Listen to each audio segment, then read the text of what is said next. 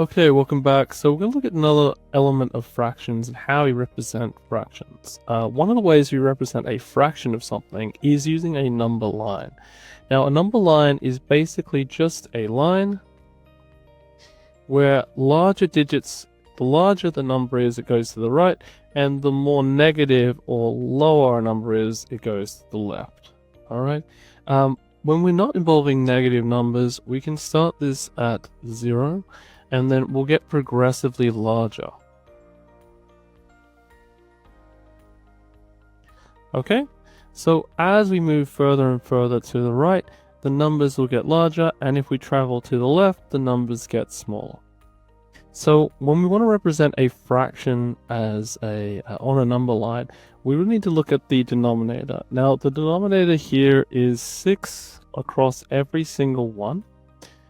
So we would break up every whole number into 6 parts.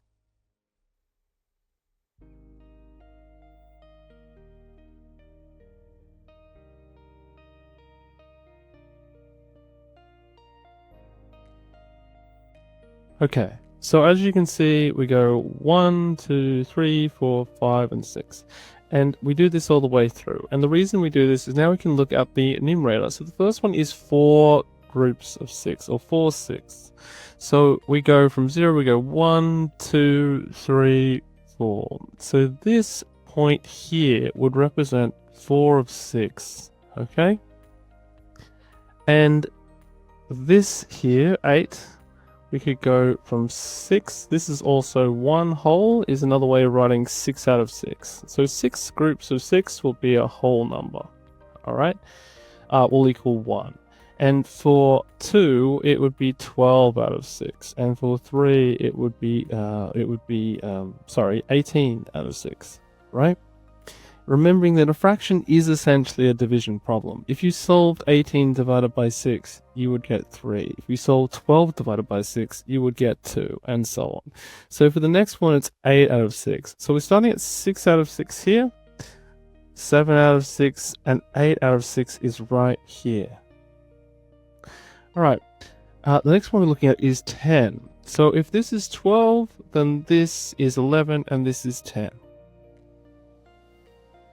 Okay, and we've put all of our numbers on the number line. Now, if you were doing this for a test or exam or in your classroom, I would strongly urge you to make your number line a lot larger and also use a ruler and space everything out evenly.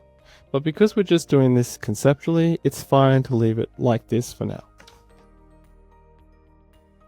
Alright, let's solve this. Now for this time, we're going to bring up a ruler. And we'll just bring this down, and this will make our work a little bit neater.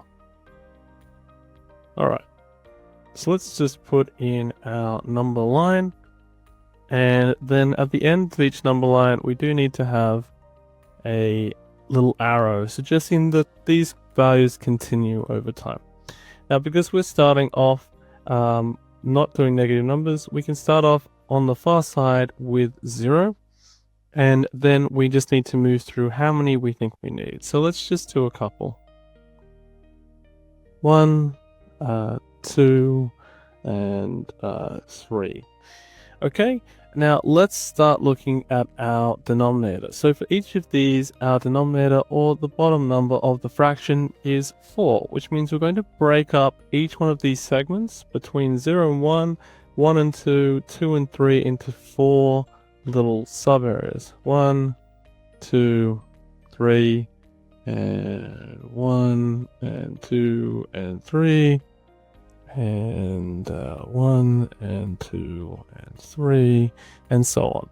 Now, we've done that. Now we can focus on the numerator. So for this first one, it's an improper fraction. It's 5 groups, 5 out of 4, right?